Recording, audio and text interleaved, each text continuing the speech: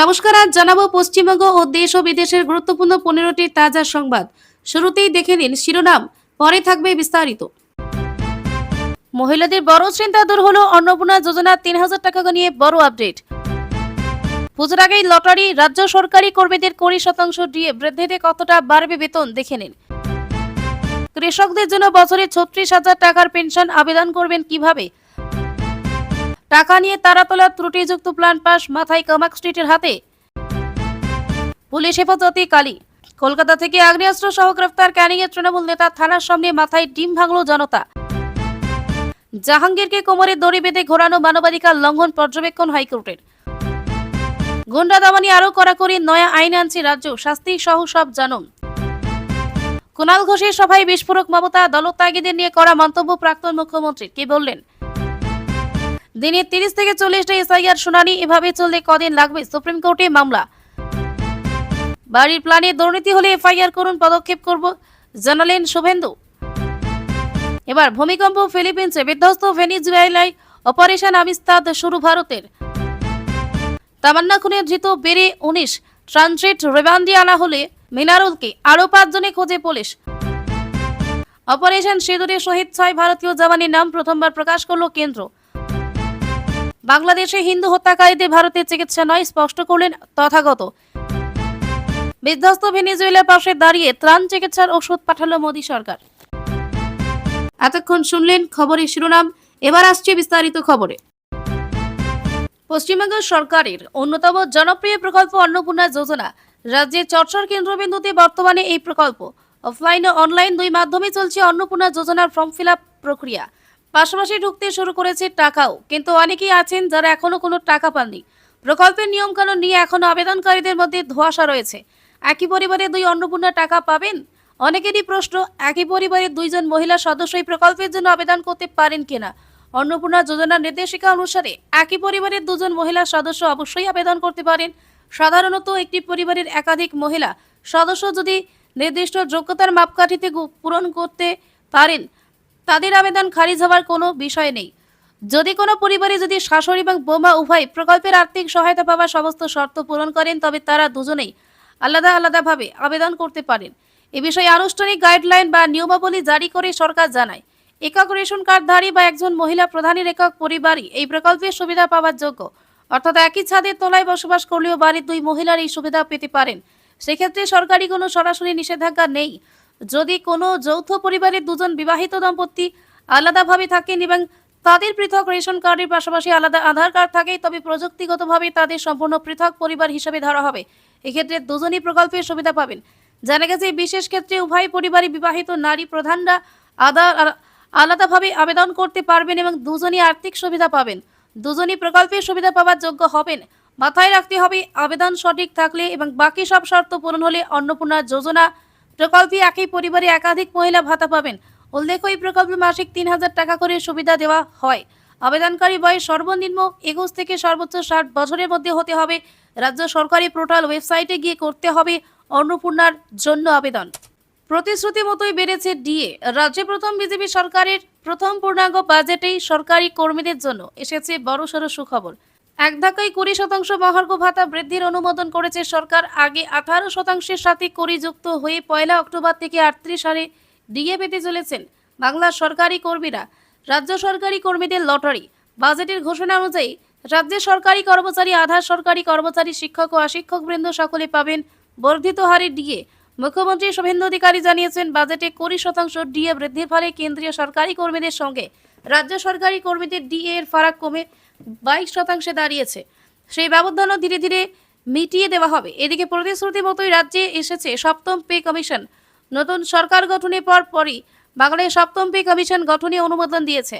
মুখ্যমন্ত্রী জানিয়েছেন, 2027 সালে জানুয়ারি মাসের মধ্যেই রাজ্যে 7ম বেতন কমিশন চালু হবে। ইতিমধ্যে প্রস্তুতি শুরু হয়েছে। সরকারি কর্মচারীদের পাশাপাশি পেনশন প্রাপকেরাও অতিরিক্ত 20% ডিআরএস রিলিফ পাবেন। বর্ধিত মহার্ঘ ভাতা বা ডিআরএস রিলিফ বৃদ্ধি 1 অক্টোবর থেকে কার্যকর হবে। ডিএ বৃদ্ধি ও নয়া পে কমিশন সব মিলিয়ে সরকারি কর্মীদের রীতিমতো লটারি। 20% ডিএ বৃদ্ধির পর সরকারি কর্মীদের বেতন বাড়বে বেশ কিছুটা। ধরে নেওয়া যাক, যদি কারো মাসিক বেতন যদি 20,000 টাকা হয়, আগে 18% ডিএ যোগ করলে হাতে অতিরিক্ত 3,600 টাকা পেতেন। অক্টোবর থেকে 38% হারে ডিএ যোগ করে অতিরিক্ত 7,600 টাকা পেতে চলেছেন।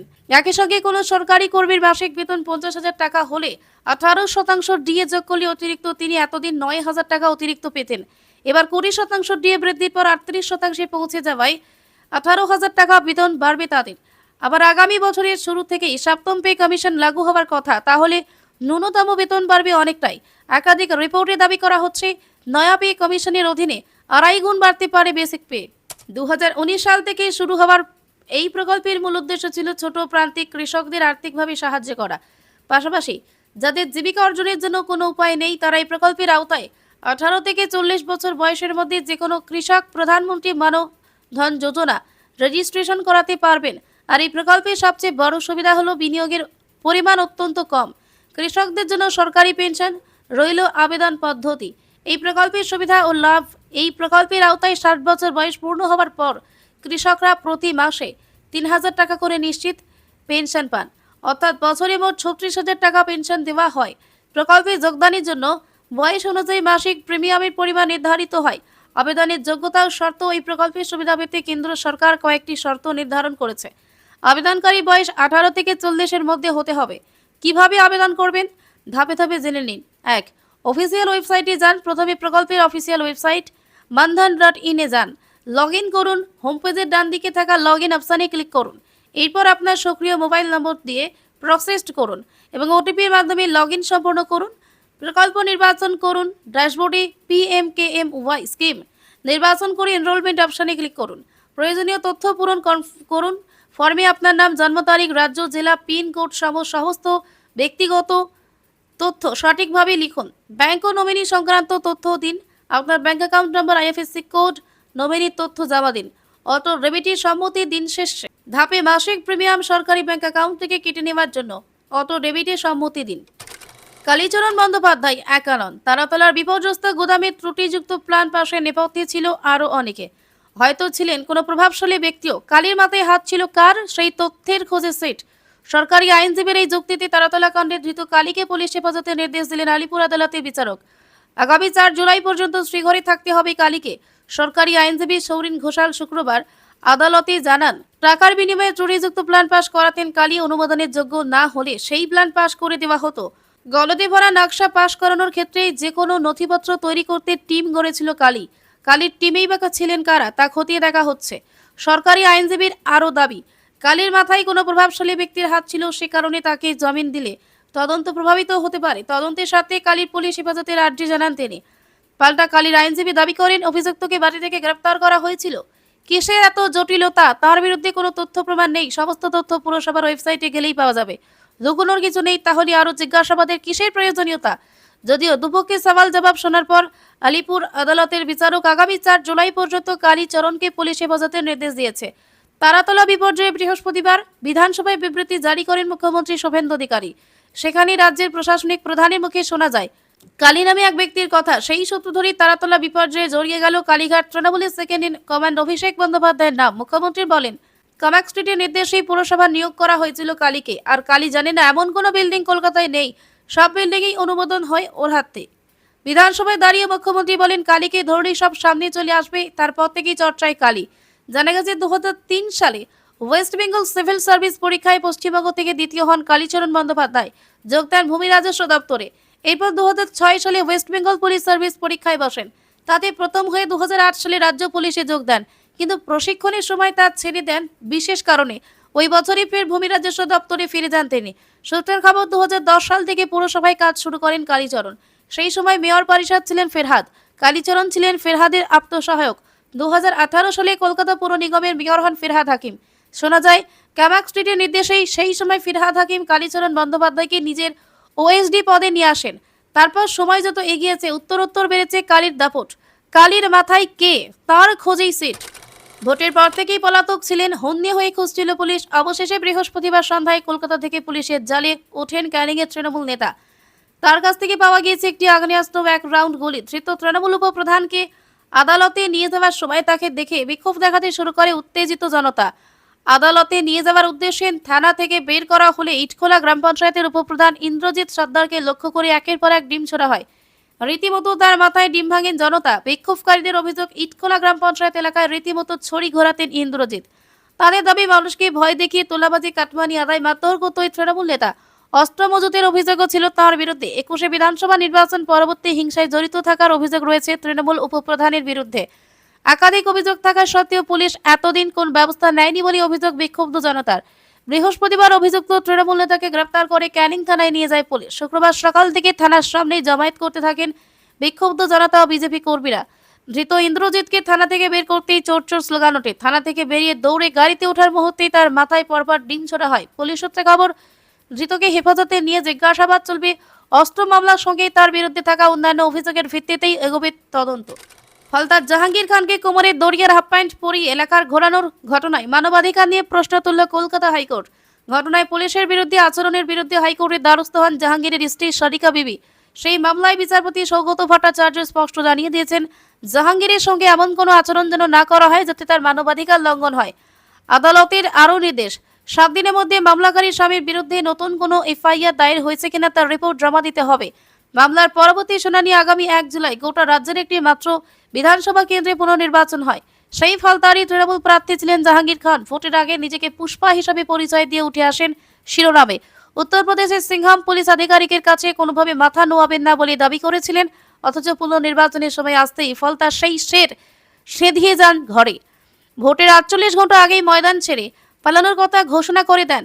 অভিষেকের সাজানো ডায়মন্ড হারবার মডেল দুর্মুষ করে ফলতায় তৃণমূলের জমানতি জব্দ হয়ে যায়। ভোটের সময় পাওয়া রক্ষা কবচ প্রত্যাহার হয়ে যায়। সেই সময় প্রশ্ন উঠতে শুরু করে, অভিষেকের স্নেহধন্য জাহাঙ্গীরের গ্রেপ্তারি কি স্রেফ সময়ের অপেক্ষা? অবশ্য তারপর থেকে অন্তরালে চলে যান পুষ্পা। ভারত নেপাল সীমান্ত থেকে জাহাঙ্গীরকে গ্রেপ্তার করে বেঙ্গল এসটিএফ। ফলতার শহুরার হাট থেকে জাহাঙ্গীর খানকে বারমুডা ও গেঞ্জি পরিয়ে এলাকায় ঘোরায় পুলিশ। সঙ্গে ছিলেন কেন্দ্রীয় বাহিনীর জওয়ানরাও। স্থানীয় বাসিন্দারা ও পথচলতি মানুষের দৃশ্য দেখে প্রথমে বেশ কিছুটা হতচকিত হয়ে যান। সচক্ষে তা দেখে প্রথমে দুর্দণ্ড প্রতাপ তৃণমূল নেতাকে চিনতেই পারেননি তারা। পরে হুঁশ ফিরতেই বাসিন্দারা অবাক হয়ে যান। সেদিনে সেই অত্যাচারী জাহাঙ্গীর খানকে হাত জোর করে হাঁটতে দেখা যায়।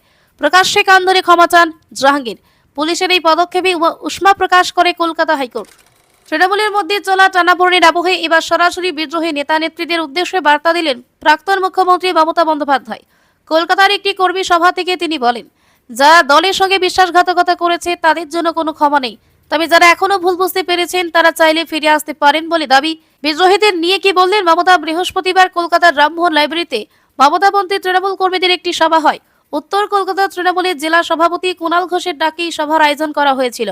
সেখানে বক্তব্য রাখতে গিয়ে মমতা বন্দ্যোপাধ্যায় বিদ্রোহী নেতা নেত্রীদের করা ভাষায় আক্রমণ করেন। মমতা বলেন, বহু কর্মী সমর্থকের পরিশ্রম ও ত্যাগের ফলে অনেকেই রাজনৈতিকভাবে বড় হয়েছেন, কিন্তু এখন তাদের মধ্যে কেউ কেউ নিজেদের স্বার্থে অন্য দলে চলে যাচ্ছেন।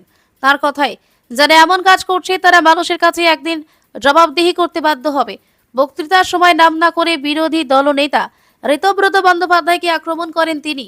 মমতা বলেন, সিপিএম একসময় তাকে দল থেকে বের করে দিয়েছিল, আর সেটাই তাদের দলের ভালো সিদ্ধান্ত ছিল। ফিরে আসার ডাকও দিলেন। একই সঙ্গে বিদ্রোহী শিবিরের একাংশকে ফিরে আসার বার্তাও দেন তৃণমূল নেত্রী। তিনি বলেন, কেউ কেউ নিজেদের বা পরিবারের কথা ভেবে দল ছেড়েছেন, কিন্তু যে দল তাদের রাজনৈতিক পরিচয় দিয়েছে সেই দলের বিপদের সময় পাশে না দাঁড়ানো ঠিক নয়। মমতার বক্তব্য, যাদের এখনো সুবুদ্ধি আছে তারা ফিরে আসুন, আর যারা অন্য পথে এগিয়ে যেতে চান তাদের ভবিষ্যতে সমস্যায় পড়তে হতে পারে বলে ইঙ্গিত দেন তিনি। মমতার এই মন্তব্যের পর রাজনৈতিক মহলে নতুন করে জল্পনা শুরু হয়েছে। তিনি ঠিক কাদের উদ্দেশ্যে বার্তা দিলেন তা নিয়ে এখন আলোচনা চলছে। রাজ্যে ক্ষমতায় আসতেই একের পর এক গুরুত্বপূর্ণ পদক্ষেপ নিচ্ছে বিজেপি সরকার। এবার যেমন গুন্ডা দমনে করা আইন আনার উদ্যোগ নেওয়া হয়েছে, ঘুষ নিয়ে কিংবা গুন্ডামি করে বেআইনি সম্পত্তিতে আইনি বানানোর মতো অপরাধকে সামনে রেখে এই বিল তৈরি করা হয়েছে। সেখানে ন্যায় সংহিতা অনুসারে আইনি সব ধারা প্রয়োগ করা যাবে। বিলে গুন্ডা শব্দটি যোগ করা হয়েছে। গুন্ডা দমনে কড়াকড়ি রাজ্যের। জানা গেছে, আগামী সোমবার এই বিল আনতে চলেছে রাজ্য সরকার। Public safety and control of anti social activities বিলের উদ্দেশ্য হল সমাজে শান্তি শৃঙ্খলা বজায় রাখা, জননিরাপত্তা বজায় রাখা, একই সঙ্গে অসামাজিক কার্যকলাপ নিয়ন্ত্রণ করা ও প্রতিরোধ করা। এছাড়া সরকারের তরফে যাদের অসামাজিক কিংবা গুন্ডা হিসেবে চিহ্নিত করা হবে তাদের এলাকা ছাড়া নির্দেশ, প্রতিরোধমূলক আটক, তল্লাশি এবং বাজেয়াপ্ত করার ক্ষমতা ইত্যাদি রয়েছে। এখন প্রশ্ন উঠতে পারে, গুন্ডা কারা কিংবা অসামাজিক কার্যকলাপ কি? নিজে কিংবা কোনো চক্র, দল, সিন্ডিকেটের সদস্য অথবা নেতা হিসেবে নিয়মিতভাবে অসামাজিক কাজে লিপ্ত থাকে, মদত দেয়, করানোর চেষ্টা করে, অর্থ জোগাড় সুযোগ করে দেয়। একই সঙ্গে যারা বিএনএস এর 111 অথবা 112 ধারার অপরাধে চার্জশিটভুক্ত বা অস্ত্র বা বিস্ফোরক আইনের অধীন অপরাধে জড়িত তারা হলেন গুন্ডা।